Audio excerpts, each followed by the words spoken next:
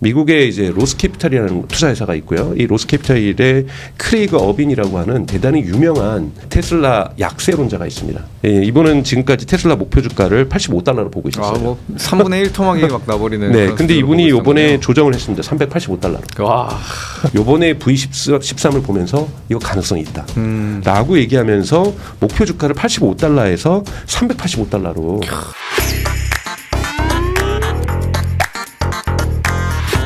안녕하세요. 머니네버스립 짐재 에디터입니다.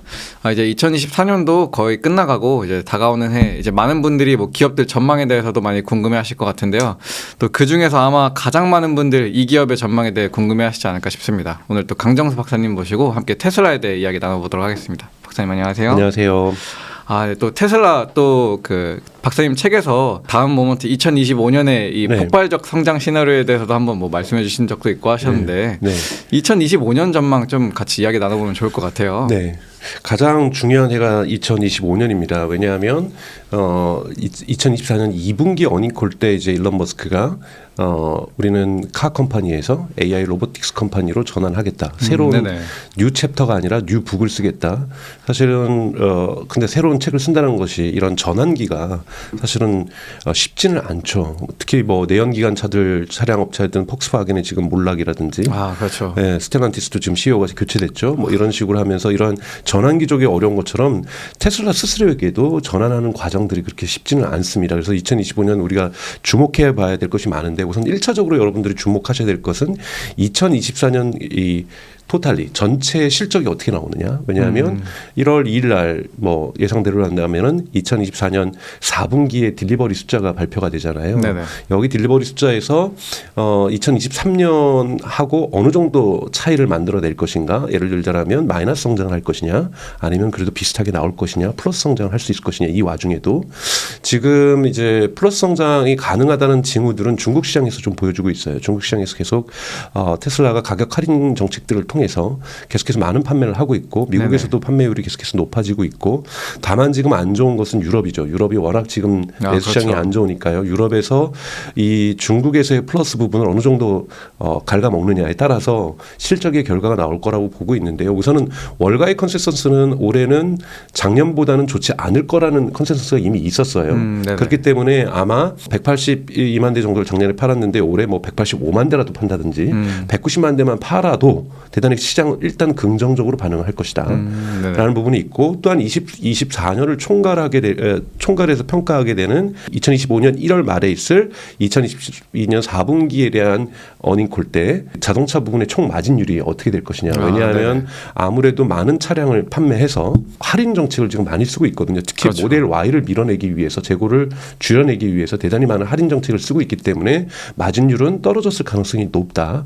하지만 리튬 가격이 계속해서 내려가고 있기 때문에 리튬 가격이 배터리 가격 전체가 차량 가격의 약 40%를 차지하고 있기 때문에 이 부분이 비용을 절감시켜줘서 마진율에도 긍정적인 영향을 미쳤을 수도 있다. 그리고 또 하나는 3분기를 끝으로 해서 사이버 트럭이 이제 흔히 말하는 손익분기점에 들어왔잖아요. 그럼 4분기에는 사이버 트럭에서도 마진율이 생겼을 것이다. 이 부분도 좀 긍정적인 부분일 수도 있고요. 또 하나는 12월까지 일론 머스크가 기한을 두고 있는 4680 배터리에서의 손익분기점.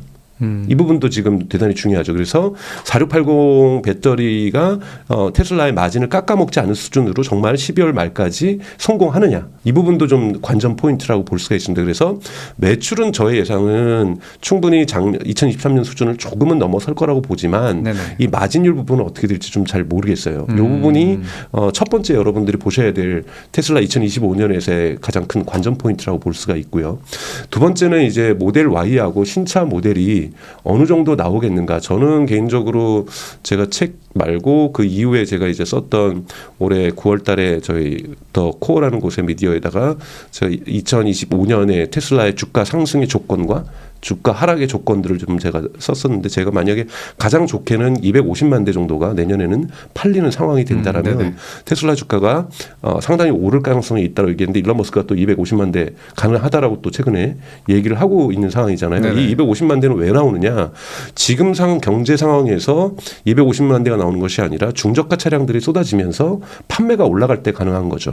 그럼 이 모델 체인지라든지 신규 모델이 나올 때 제가 이 방송에서도 여러 번 말씀드렸던 오스본 효과를 얼마나 축소시켜서 즉 모델 지금 Y 현재 구형 이제는 구형이 되는 거죠. 그렇죠. 이 모델에 대한 판매가 재고 없이 끝내주는 것. 그리고 이후에 보통 이제 양산 과정들 램프업 구간을 지나게 되는데 신규 모델 또한 예를 들자면 사이버 트럭도 처음부터 흑자가 아니라 어느 정도의 일정 수준을 도달한 이후부터 손익분기점이 나오잖아요. 네네. 그러면 신규 모델들의 손익분기점이 얼마나 빨리 다가오느냐.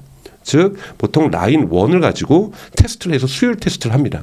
수율 테스트해서 수율이 좋아지면 이것을 복사해서 라인 2, 라인 3로 옮겨가거든요. 이 과정이 대단히 스무스하게 진행이 된다라고 한다면 저는 그럴 가능성은 꽤 있다라고 보는데요. 이러면 이제 신차의 런칭이 매출과 수익률에 그대로 기여를 해주면서 2025년엔 대단히 좋은 카 컴퍼니로도 대단히 좋은 시기를 맞을 수 있을 거라고 저는 생각이 들어요. 근데 만약에 이것이 삐걱하거나 잘못될 경우에는 1분기나 2분기에 왜냐하면 상반기에 신차를 내놓는 걸로 되어 있으니까요. 네네. 1분기나 2분기에 판매 실적이 즉 이미 신차가 나오기 시작하는데 신차가 사람들의 주문량만큼 못 만들어지는 거죠. 이러면 대단히 곤란한 상황을 그렇죠. 1, 2분기에 겪을 수가 있다. 그래서 이 부분도 여러분 중요한 관전 포인트로 보셔야만 하는 거다. 그래서 신차가 예약한 것만큼 생산이 되는 것, 이 부분이 되게 중요하다고 볼 수가 있고요. 또 하나 관전 포인트는 상하이의 메가팩 공장입니다. 테슬라가 지금 에너지 부분에서 이 엄청난 지금 생산량을 ESS 부분에서 높여나가고 성장률이 있고, 엄청나더라고요. 네, 그리고 성장률도 높고 그 다음에 마진율도 20%가 넘잖아요. 네네. 그래서 대단히 좋은 산업인데 이 부분이 내년 초에 상하이 공장에서 메가팩 공장이 증설이 거의 완료가 되고 있고 네네. 생산에 들어가게 되거든요. 그러면 이 메가팩 공장에서의 이 생산량은 지금 캘리포니아에 있는 로드롭의 공장보다 2배가 큽니다. 그럼 어마어마한 양들이 그렇죠. 생산된다라는 거죠. 그리고 제가 한번 말씀드렸던 것처럼 생산된다고 바로 재무제표에 매출을 찍히는 것이 아니라 이것이 배송이 돼서 설치가 된 이유니까 이거는 아마 2분기 정도의 실적으로 드러날 가능성이 높다라는 거죠. 그래서 네네. 2분기에 메가팩 실적이 얼마나 많이 상승하느냐. 이것도 어닝 서프라이즈로 저는 시장에 다가갈 가능성이 높다. 이것도 테슬라의 주가를 상승시킬 수 있는 요인이라고 볼 수가 있는 거고요. 그리고 저는 사실 1월 정도에 버전 13을 공개할 거라고 봤어요. 그러나 네네. 땡스기빙에 맞춰서 추수감사절에 맞춰서 연휴에 맞춰서 일종의 항상 테슬라가 소프트웨어 업데이트하는 형식으로 크리스마스 선물 같은 것들을 소프트웨어 업데이트로 했었는데 마치 크리스마스 선물처럼 땡스기빙에 맞춰서 FSD를 버전 13으로 업그레이드를 했는데요. 이것이 지금 대단히 반응이 좋습니다. 특히 여러분들이 이제 잘은 모르시겠지만 미국의 이제 로스캐피탈이라는 투자회사가 있고요. 이 로스캐피탈의 크레이그 어빈이라고 하는 대단히 유명한 테슬라 약세론자가 있습니다. 애널리스트 중에. 네네. 예, 이분은 지금까지 테슬라 목표 주가를 $85로 보고 있었어요.